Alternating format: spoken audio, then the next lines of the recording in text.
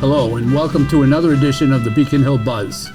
I'm here today with my guest, the Commissioner of DCAMM, Adam Baacke. Can you tell us a little about yourself to begin with? Sure, happy to do that. First off, thank you for inviting me to join you. It's a pleasure to have the chance to talk about our agency and what we do for the state. Again, prior to becoming the Commissioner at DCAMM, I spent about 10 years working for UMass Lowell and about 14 years working for the city of Lowell. I'm also a Lowell resident, so particularly proud to have the chance to meet with you here in Lowell and share some of that, a little bit about what we do. Can you talk a little bit about your time with the Division of Planning and Development and also as the Vice Chancellor for Campus Development at UMass Lowell? Sure, happy to do that. So I came to the city in 2000. I was hired to be the neighborhood planner at the time and got promoted several times and spent most of the time I was at the city as the Assistant City Manager in charge of DPD, the Planning Department. I think we had a lot of really exciting and dynamic things happening at that time. That was the period of time where we created the Arts District downtown, and that was really when the idea of converting mills and other buildings downtown into housing became something that was done. Like when I first started, everybody thought we were a little crazy to think that was a good idea. Yep. When the first building sold out pre-construction, I think people realized we weren't that crazy. And I think really good things happened for the city because of that. It was also fun to be part of rewriting the entire zoning code, actually to help protect neighborhood character throughout the city and also stimulate development in the places where that made sense. I think something I'm particularly proud of having done. And also that was the time when we created what's now known as the Hamilton Canal Innovation District. Got that project off the ground and moving. And administratively, it was also a time when we were able to, I think, combine and professionalize a lot of the permitting services and inspectional functions for the city, really with an eye on making it easier for constituents to access those services, to understand that process. And whether you were the person applying for the permit or you were the neighbor interested in what was going on the property nearby, make everything a little more transparent. And now, obviously, with some of the technology that's available, things are even more transparent than they were then. But that's something I'm particularly proud of from that time. In 2014, it was the winds of change were blowing, and had an opportunity to move over to the university when the then campus planner left. She went to Massport. And I had the chance to go work there for, you mentioned Chancellor Meehan, yes. Now President Meehan. That's right. And there was that was a really exciting time for the university, sort of right in the middle of a decade of really unprecedented growth for the university. And my role was to be responsible for campus planning and design and construction and real estate on the campus. So, really right in the middle of a lot of that growth and, helping facilitate the capital projects and really help create the environment that let both the students and the faculty be successful and really help change the face of UMass Lowell from what really had been a somewhat inward-looking institution to one that really recognized and appreciated and celebrated its place in the community as well. And so now you're the Commissioner of DCAMM. What does DCAMM do? Could you tell the viewers? Sure, happy to. So DCAMM, first off, stands for the Division of Capital Asset Management and Maintenance. So it is a very not particularly public agency because we don't do a whole lot of direct constituent service.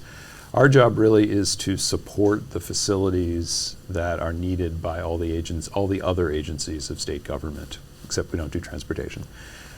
So when somebody needs a building or a project planned, a building built, a real estate transaction to either buy, sell, or lease property, or we actually maintain about 4 million square feet of buildings. We own 61 million square feet of buildings in the Commonwealth. And little known fact that I didn't even realize when I took the job, we are also the largest commercial tenant in Massachusetts. We lease almost 8 million square feet across the Commonwealth.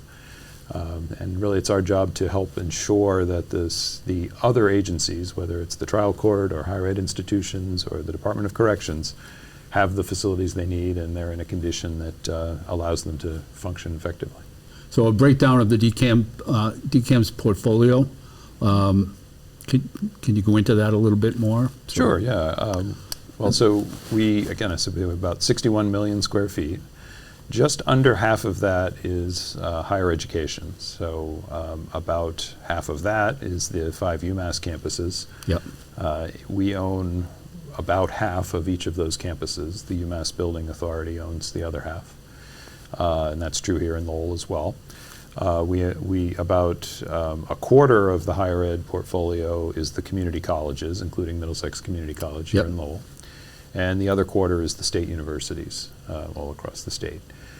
In addition to that, we have responsibility for all the sheriff's campuses, including, so for example, the Middlesex Sheriff in Billerica. We have the all of the courts, including the new Lowell Trial Court, Justice Center here, the Kiernan Courthouse. We have all of the correctional facilities. So you may have heard a little bit recently in the news about how the MCI Concord facility down the road is going to be closing and become available for reuse. That's going to be a project that DCAMM will be responsible for. And we're also responsible for a number of facilities that support some of the smaller agencies in the Commonwealth as well. Okay. And then we lease property for just about every Commonwealth agency or secretariat. What about on Beacon Hill itself, in the government center? What percentage would that be?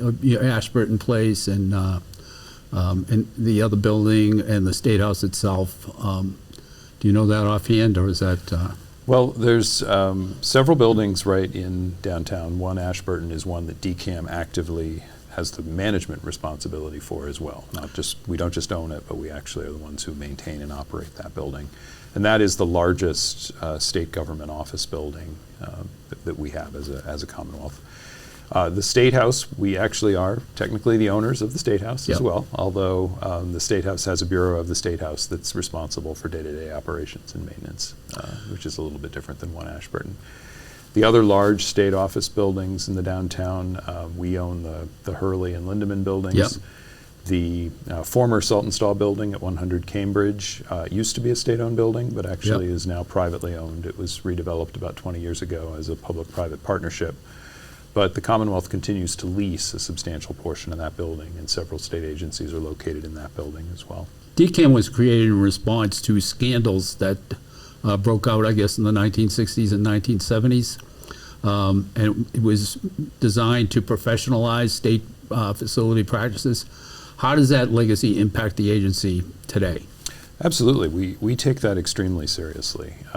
So as what you're alluding to, there was a series of construction projects that were conducted in the 60s and 70s, including a couple of high-profile ones that became UMass Boston and what's now the Mass College of Art and Design, that the combination of, frankly, corrupt contracting and procurement processes and then shoddy workmanship from both designers and contractors led to the creation of what was known as the Ward Commission, which was a commission that studied basically the prior 20 years or so of construction practices in the Commonwealth and came out with a scathing report about those practices. And one of the things that was a couple of the recommendations that came out of that report were to create the Inspector General's office and to create the Department of Capital Asset Management, then known as the Department of Capital Planning. And our responsibility that we take very seriously is to ensure both broad and inclusive access to the opportunity to participate as a designer or a contractor in public work, and also that we hold the highest standards of ethics in both the procurement and the execution of the work, and that we hold a very high standard for professionalism and quality in the construction practices that the Commonwealth employs. And I think we're particularly proud of, or I'm particularly proud of that responsibility, and I think that permeates everything that we do at DCAMM. And some people, I think, have some concerns about working with DCAMM because some things are maybe a little slower or maybe a little more bureaucratic than they might like, but a lot of that comes from the legislative requirements that came out of the recommendations of the Ward Commission that we have a responsibility to implement, and they're really designed, again, to ensure ethics and also ensure that folks have an equal opportunity to participate in public Yep. projects. Could you talk about some of the ways in which the general public interacts with DCAMM? Well, to be honest, there are not too many ways that the general public interacts with our agency. Probably the biggest things that we do directly with the general public, or a portion of the general public, is that we are responsible for certifying contractors. So one of the statutory requirements that Massachusetts has is that contractors who are going to perform public work on projects that are worth $150,000 or more must be certified. And DCAMM is charged with the responsibility of certifying them, and it's essentially ensuring that they meet basic standards of quality and responsibility as a contractor over and above what their contractor's licensure requirements are. And if you are a contractor and you're interested in work either as a prime contractor or a trade contractor in the public sector, and that includes both state work as well as municipal work over that threshold, you need to become certified. And so we have a whole office that handles contractor certification. That is actually probably the biggest interaction we have with the public. In the buildings that we manage, the public coming into the buildings deals with security contractors that we've hired. So you go through almost a TSA-like check-in station when you go to the McCormick building at 1 Ashburton. That's staffed by one of our contractors. And certainly, any interaction you have with a state facility, we understand and appreciate that often is a factor in people's impressions of state government. And so we do want to try to encourage both the buildings we manage and the agencies that have care and control. We try to provide them with both funding and technical assistance so that they also can maintain their buildings as best as possible to present a positive view of state government to those who are using it. The other area that we do interact with the public is on the real estate front. So if we are on behalf of a state agency procuring a lease. So right now we have a requirement on the street looking for folks who might be interested in leasing space for the RMV here in Lowell.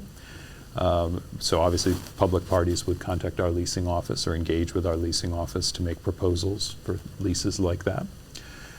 We also, when we are selling, when the state or the Commonwealth is selling property, that is usually handled through DCAMM as well. So we have a number of former state hospital campuses across the Commonwealth. I think we mentioned earlier, MCI Concord is going to be available in the near future. And we have projects in various other locations, including here in Lowell, where there's a couple of courthouse buildings that are no longer needed by the trial court. And we're working with the city to work out an appropriate disposition and reuse program for those buildings. The Healy-Driscoll administration has identified 3 major policy areas where DCAMM can have a positive influence. Decarbonization is one, housing production is 2, and DEI would be the 3rd one. Can you discuss how DCAMM can support those goals? Yeah, thank you. I appreciate that. And really the opportunity to be involved in having a policy impact was a big part of what attracted me to the opportunity to take this role and take on this role. Obviously, I appreciate the chance to help ensure that we're doing a good job with planning, design, construction, and real estate. But the fact is that we can actually have a tangible impact on those policy objectives that make a difference in people's lives is really important to us as well. With respect to decarbonization, there is, as you well know, both a legislative mandate and an executive order mandate that we decarbonize all of state buildings and state facilities by 2050. And that's obviously a clear action step that we can take to lessen our impact on a changing climate. So that is a very ambitious goal, very ambitious objective, but we are approaching it from sort of an all-agency perspective that every aspect and every choice that we make is a decarbonization opportunity. So every new building that we construct, we just opened, for example, the Chelsea, the new Soldier Veterans Home in Chelsea. Yep.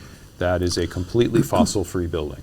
So that building does not use any fossil fuels in its heating, cooling, or operations. That is the standard. We're working with a number of higher education campuses, including Salem State and Mass Maritime to decarbonize their entire campus with geothermal well fields to replace central heating plants on those campuses. But we also work on a much smaller scale, and we provide deferred maintenance and critical repair funding to just about every state agency. And when they're replacing a part of their heating system or replacing a roof, we're asking that they do so in a manner that actually reduces, if not eliminates, the need for carbon consumption at those facilities. But we're even further than that. We're thinking about location and siting so that whether we lease property or where we might choose to construct new property, we're thinking about access to transportation, walkability, and other factors that reduce carbon even beyond what the building itself does or doesn't do, with an eye again toward trying to protect the climate as much as we can. On the housing front, we have an executive order that Governor Healy issued a few months ago to work closely with housing and livable communities to look at the entire portfolio of state-owned property and see if there are opportunities for divesting of some of that property for housing production. And we are in the process of working through the entire portfolio with that, but we're not waiting to complete the full survey to work on specific locations where that opportunity exists. Just as a couple of examples of that, we are working for example, we're working in Salem again. The Salem State University has an entire South Campus that they don't use, or they really don't need anymore. And we're working with them to actually sell that campus for redevelopment as housing production. We're doing that with a number of former state hospital properties that have closed over the last couple of decades. In total, DCAMM's already helped to facilitate the creation of over 6,000 new housing units on state property. And there's a lot more to come on that front. And I think we've been very pleased to see that a lot of institutions have looked at this as an opportunity. A lot of state agencies have looked at this as an opportunity to not just contribute to addressing housing supply, which frankly, the availability of housing is something anybody who's been looking to rent an apartment or buy a house understands is one of the biggest challenges that many families in Massachusetts have. And it's actually one of the things that already is and is going to continue to be a real challenge and drain on our economy if we can't provide the housing that allows workers to stay and successfully establish their lives here in Massachusetts. So we're looking for every opportunity to help do that.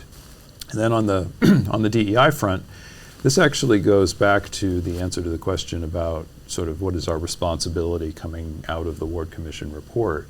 And one of those responsibilities is really about inclusion and making sure that anyone who is interested in participating in public contracting around construction has that opportunity. And we are working very closely with others in the Supplier Diversity Office and other parts of the state to identify the barriers and impediments that make it difficult for disadvantaged businesses, whether those are minority-owned or women-owned or veteran-owned or other factors, as well as folks who may be interested in getting involved in the trades and the construction workforce who come from disadvantaged or underrepresented backgrounds.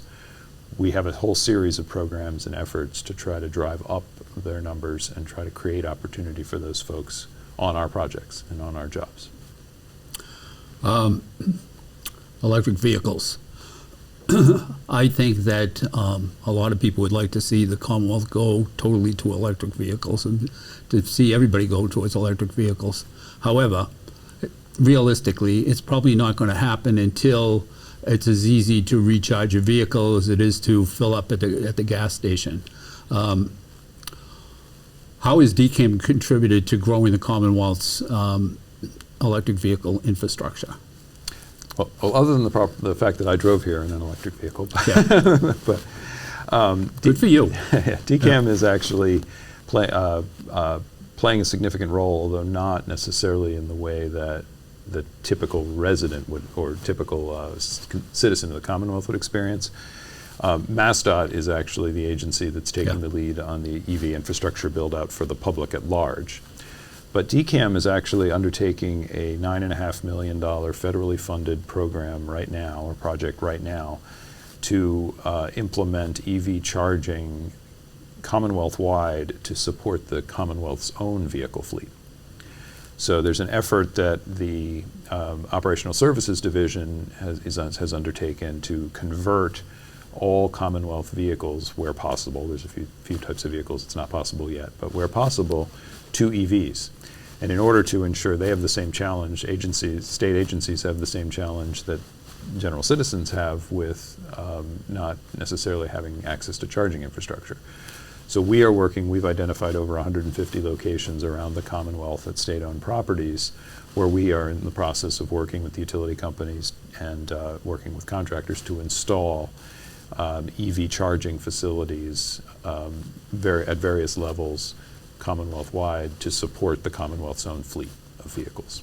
And that project will be going on for the next probably year and a half, and we will, as a result of that, have installed several hundred new chargers for that program. We've got the district court on Hurd Street, which has been empty for some time. We've got the Superior Courthouse on Gorham Street, and then there's also a auxiliary parking area on Elm Street that the jurors use and other people who couldn't find parking in the Superior Courthouse. Where are we with the disposition of those three properties? They are all properties that are no longer needed by the trial court, and the state has no other need for them as well. So we are looking to get those ultimately collectively into the hands of someone who will do positive redevelopment of those properties that will benefit the city of Lowell as well as the neighborhoods where those buildings are located. And that's one of the things that we take very seriously, and I personally take very seriously, not just in my hometown but throughout the Commonwealth, is I don't feel like it's appropriate for the state to come in and just say this is what should happen, even if it was state property. That really needs to be a conversation with the host community and the neighborhood where those buildings are located. So we have put a couple of options on the table. The city and the state have agreed to an approach with the former district court where we are going to, once we have the legislative authority, which I know you're working on, and thank you for that. Once that's in place, that will enable us to do what we call a municipal sales partnership. And under that program, the state conveys the title in the property directly to the municipality. They then have the opportunity to solicit a redevelopment opportunity for the building, a partner. Once they do, the proceeds of the sale are split between the city or the municipality and the state. It's a state asset, so the state recovers some of it, but we know because of the efforts that the city will have put in at that point, they deserve some of that as well. Okay. And I think they have some great ideas on that building. There is an ongoing conversation about whether the same approach makes sense for the Superior Court and associated property. The other alternative with that property is that the Commonwealth could directly auction the property for redevelopment. And we're waiting really, frankly, for the city to ultimately decide which approach they prefer, and we'll work with them on either. Okay. I still have some more questions, but I think we're just about running out of time. But this has been a great interview. Thank you very much for coming in. Again, this is State Senator Red Kennedy. This is another episode of Beacon Hill Buzz, and my guest today was DCAMM Commissioner Adam Baacke. Thank you very much, and have a good day.